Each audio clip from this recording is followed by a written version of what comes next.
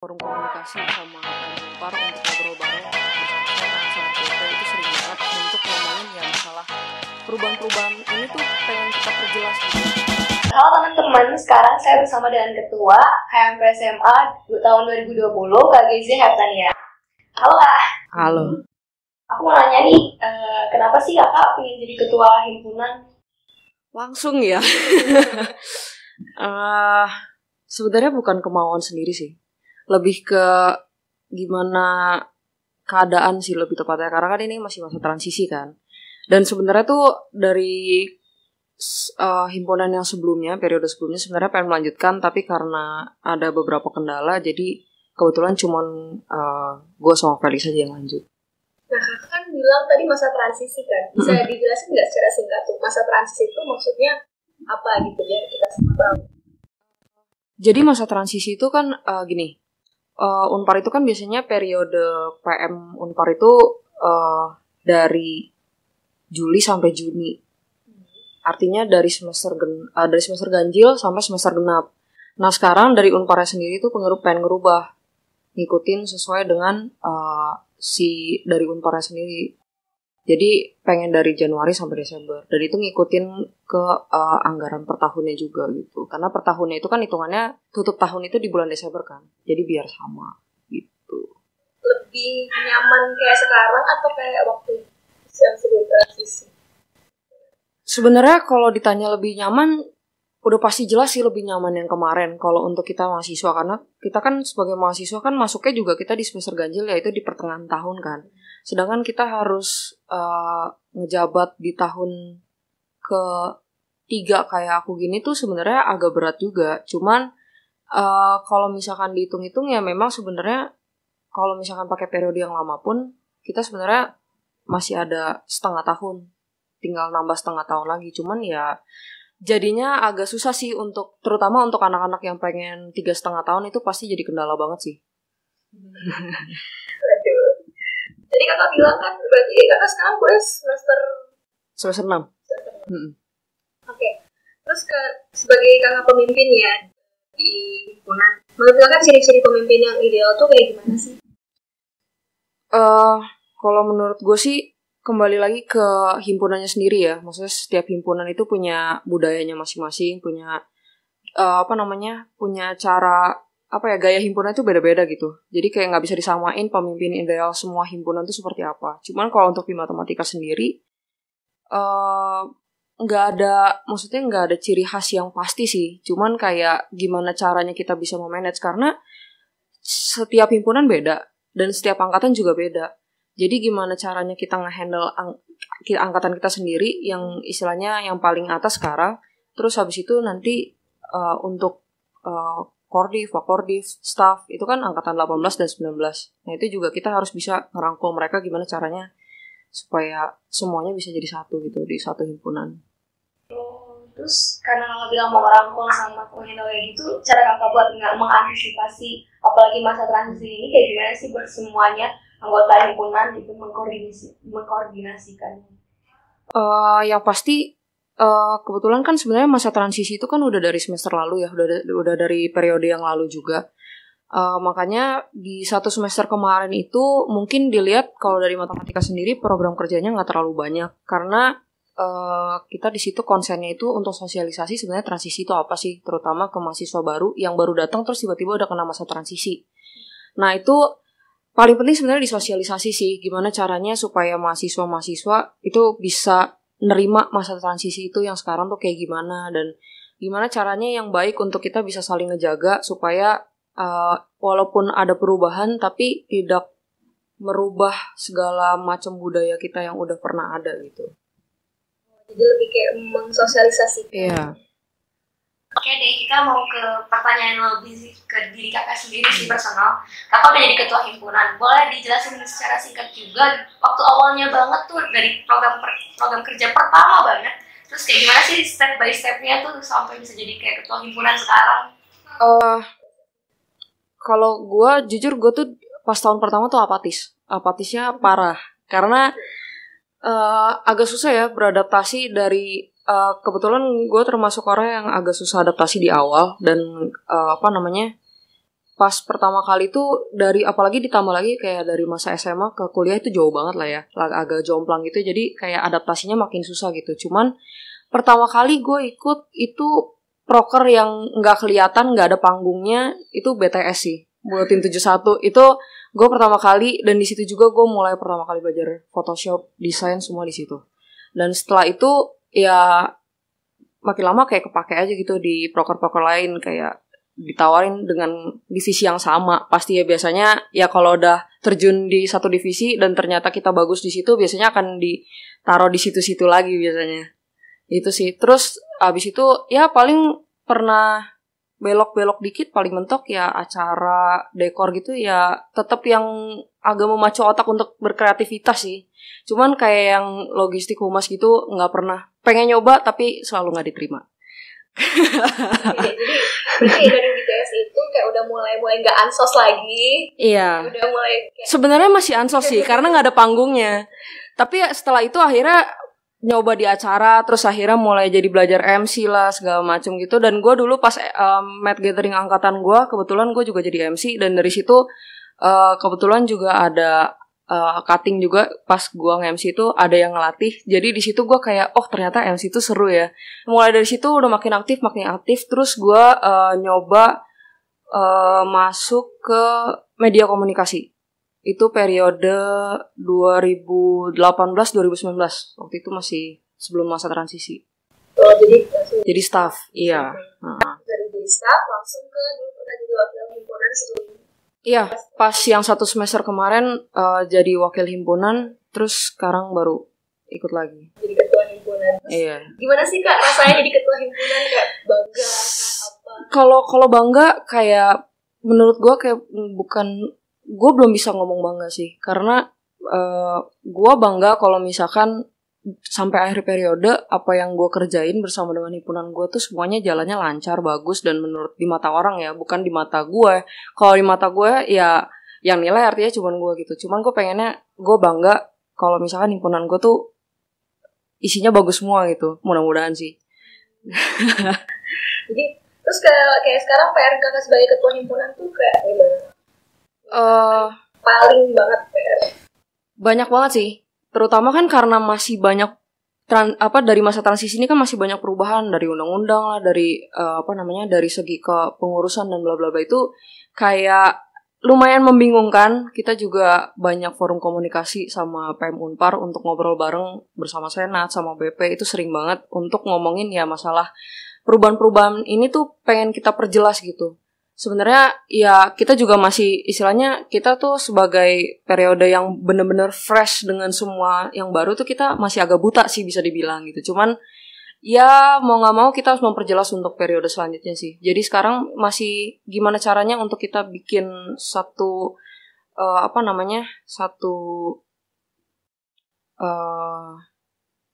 dasar lah yang kokoh supaya nanti ke depannya ada budaya baru dari masa transisi, bukan merubah budaya yang lama ya, tapi kayak memperbarui supaya nanti udah lancar gitu ke depannya tuh lebih jelas. Jadi untuk yang selanjutnya tuh lebih enak ngejalanin gitu.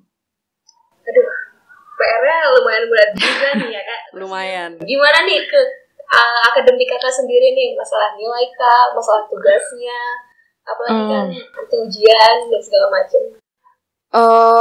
Sebenarnya kalau gue sendiri, gue tuh tipe orang yang bisa dibilang gak terlalu ambis. Bahkan kayaknya gak ambisius tentang akademik ya. Cuman bukan berarti ya santai-santai juga enggak gitu. Cuman gue lebih mikir kayak gimana supaya semuanya itu bisa kecakup. Ya mau gak mau harus ngatur waktu. Gimana caranya supaya semuanya tuh bisa jalan, tapi ya gak setengah-setengah gitu. Mudah-mudahan sih. Cuman kalau untuk kesulitan akademik pasti ada sih. Cuman kalau gue pribadi itu bukan gara-gara gue masuk himpunan.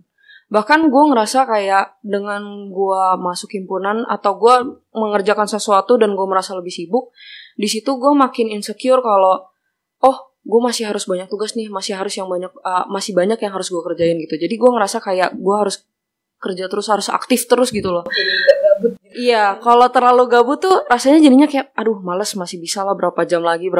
Tapi kan kalau sekarang tuh mepet-mepet, aduh nggak bisa, ini harus dikerjain sekarang. Jadi kayak lebih rajin aja sih sebenarnya. Agak memacu juga. Nanti sarannya tuh buat teman-teman kalau mau aktif di himpunan sama nilai juga aman ya, manajemen waktu lah ya. Manajemen waktu sih. Tapi jujur gue pribadi sebenarnya kalau ditanya udah bisa manage waktu atau belum, pasti belum. Karena masih berantakan juga. Tapi kalau menurut gue memang saran yang paling ya sebenarnya sulit untuk dikerjain, tapi memang yang paling benar itu sih manage waktu. Kalau gitu kita mau flashback dikit kan nih waktu zaman-zaman pencalonan diri kakak buat jadi ketua himpunan. Kalau boleh sharing nggak Kak, rintangan terbesar kakak waktu mau jadi ketua himpunan tuh naik kan awalnya kan dari wakil langsung naik ke ketua itu paling berat banget tuh nggak? Rintangannya apa? Sebenarnya rintangannya itu yang pasti kalau secara formal ya ujiannya, karena kan kita kan kalau mau nyalon tuh kan ada ujiannya, ada harus ikut talk show gitu-gitulah untuk mempersiapkan kita gitu kan untuk jadi petinggi-petinggi di PM Unpar gitu.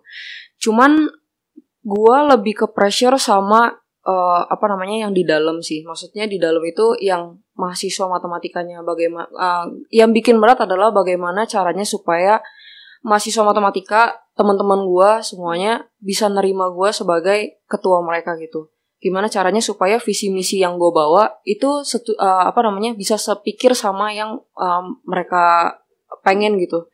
Jadi kayak gue nggak mau gue kerja sendiri juga kan. Jadi kayak gue pengen apa yang gue kerjain itu juga untuk semuanya gitu, nggak cuma untuk gue doang atau karena gue pengen jadi kahim terus semuanya harus ngikut gue gitu. Gue pengennya apa yang gue bawa itu gue ngebawa punya orang juga, yaitu semua mahasiswa matematika kita sih. Rintangannya lebih ke dalam. Iya. Terus kayak pernah ada kayak penyesalan gak sih, waduh kenapa gue jadi ketua himpunan gitu, kayak ada nggak momen-momen time kayak jenuhnya gitu loh? Kalau jenuh sih pasti ada sih, cuman jenuhnya lebih kayak kadang-kadang bukan jenuh sih, tapi kayak lebih mikir kok waktu itu mengiyakan ya jadi kahim gitu. Kayak apalagi juga mikir-mikir kayak wah semester depan seminar, wah semester depan gini-gini.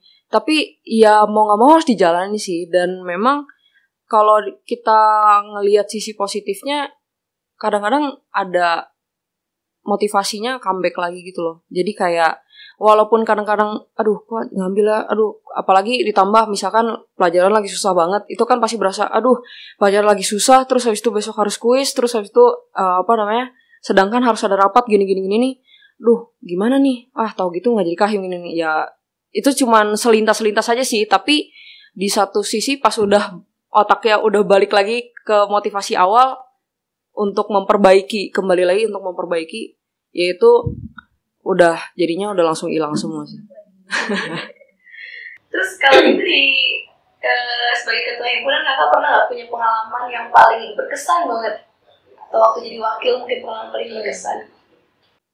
Sebenarnya kalau jujur ya pengalaman paling berkesan kalau sekarang mungkin belum ada ya, karena kan kita juga baru jalan sekitar 2-3 bulan lah. Cuman kalau yang masa paling berkesan, jujur gue paling berkesan pas gue pertama kali masuk himpunan sih. Pas di staff itu, karena di situ posisinya pas gue daftar itu gue masih apatis banget. Dan pas tiba-tiba diterima itu jujur kaget sih. Kaget dan sekaligus kayak bingung, ini medcom isinya apa aja gitu. Karena pas awal pun gue asal daftar kayak, yaudah kayaknya gue bisanya yang kayak gini-gini gitu. Tapi setelah masuk tuh kayak kaget gitu, oh ternyata gue harus kayak gini-gini, oh ternyata yang gue kerjain banyak gitu. Dan yang berkesan sebenarnya pelajaran yang gue dapat pas gue jadi staff itu banyak sih, karena bisa dibilang staff itu kan yang paling bawah dan langsung ke lapangan gitu kan. Even gue sebenarnya nggak kerja di lapangan kalau misalkan di media komunikasi kan, cuman kayak ngerjain perintilan-perintilan yang dikerjakan seorang staff itu benar-benar kayak berpengaruh besar sih untuk gue jadi kahim, untuk gue jadi kahim gitu, kayak ngaruh aja gitu. Jadi walaupun gue cuma ngedesain doang, tapi kayak gue ngerasa kayak, apalagi gue juga waktu itu jadi penanggung jawab Bulletin 71 akhirnya. Jadi kayak gue mulai manage orang dari situ gitu. Terus dari situ gue mulai berani untuk ngasih ide gue sendiri, dan di situ gue mulai ikut proker-proker yang lain gitu sih. Jadi masuk himpunan tuh punya banyak kesan buat kakak ya? Banyak banget sih, banyak banget. Kan sebentar lagi kita mau menerima mahasiswa baru juga ya, kayak udah mulai ke semester depan. Terus nih buat cerita sih buat adik-adik aja gitu. Kalau di Unpar sendiri, kalau untuk matematika belajarnya di ruangan mana aja ya Kak kelasnya biasanya? Kita sih biasanya di ruangan 10.3, 91, lab. Lab itu ada 2 ya. Karena kan di semester 1 itu, gue bahas laboratoriumnya dulu deh. Jadi, kalau kita itu kan ada lab kom untuk komputer, sama lab fisika. Sebenarnya lab fisika bukan punya kita sih, itu punya fisika. Cuman karena kita di semester 1 itu kan ada fisika dasar. Nah biasanya kita pakai lab fisika itu untuk kelas fisika dasar itu, karena biasanya tuh bakal ada praktikum gitulah. Gue udah lupa sih karena udah semester 1 ya. Iya, itu laporannya banyak ya. Lu pasti udah ngerasain juga.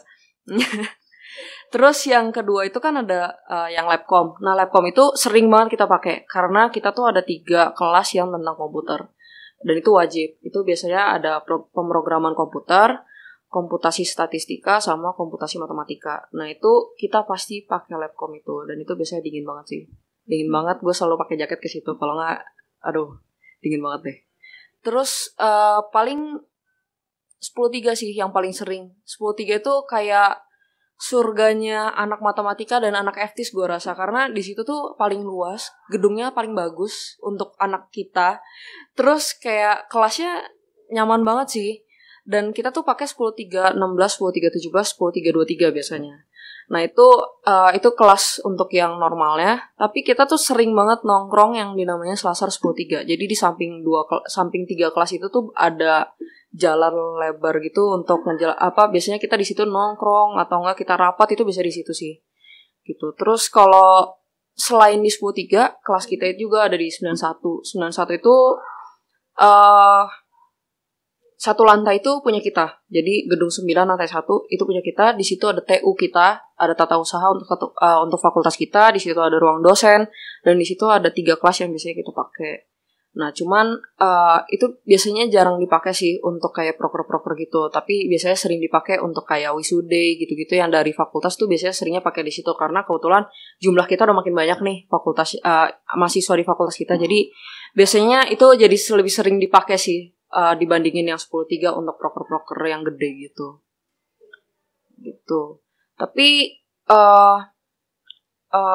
selain itu kita juga biasanya make 10.4. Jadi kayak kalau di Unpar itu gedung 10 lantai 4-nya itu rooftop gitu. Dan itu biasanya kita pakai untuk rapat atau enggak untuk acara-acara. Pokoknya itu sering banget dipakai, dan itu paling nyaman banget karena itu kayak outdoor, dan itu kayak kalau udah malam itu view-nya bagus banget sih. Itu biasanya buat foto-foto juga oke.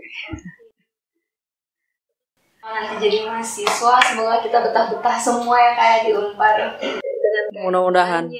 Dengan dosennya, dengan semua prokernya. Terus kayak buat nanti adik-adik tingkat kita nih, pesan mereka untuk pertama kali masuk Unpar kan kayak shock, bingung gitu, himpunan kayak gini.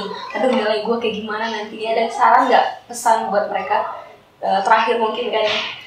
Sebenarnya gini sih, kalau gue pesannya paling kayak gini. Untuk mahasiswa terutama yang baru, kayak gue mikirnya gue agak menyesal sih. Gue menghilangkan 1 tahun dengan keapatisan gue dan meninggalkan kayak proker-proker, padahal itu udah mulai jalan dan gue udah boleh ikut. Dan gue menyayangkan hal itu karena sebenarnya di himpunan itu tuh kita kayak untuk refreshing iya, untuk untuk belajar juga iya. Karena menurut gue kayak even nilai lu bagus di akademik, tapi kalau misalkan lu gak kebiasa untuk bekerja dengan orang atau mengerjakan sesuatu yang di luar kemampuan lu, itu akan berdampak banyak banget sih untuk di masa depan. Dan gue ngerasa kayak dengan ikut himpunan atau dengan ikut kegiatan PM Unpar lainnya atau dengan proker-proker yang dari kecil sampai gede, itu sangat ngebantu kita sih untuk mempersiapkan kayak mental kita untuk di luar, untuk soft skill kita yang kayak gitu-gitu. Jadi sebisa mungkin harus ikut proker sih. Dan kalau misalkan udah ikut satu, itu pasti bisa ngerasain kayak dampaknya tuh bagusnya kayak gimana gitu. Dan ya mudah-mudahan proker-proker nanti yang bisa berjalan tuh bisa bikin mereka betah dan banyak belajar sih. Itu mudah-mudahan. Terima kasih dan sukses terus buat Kak Gizi. Thank you.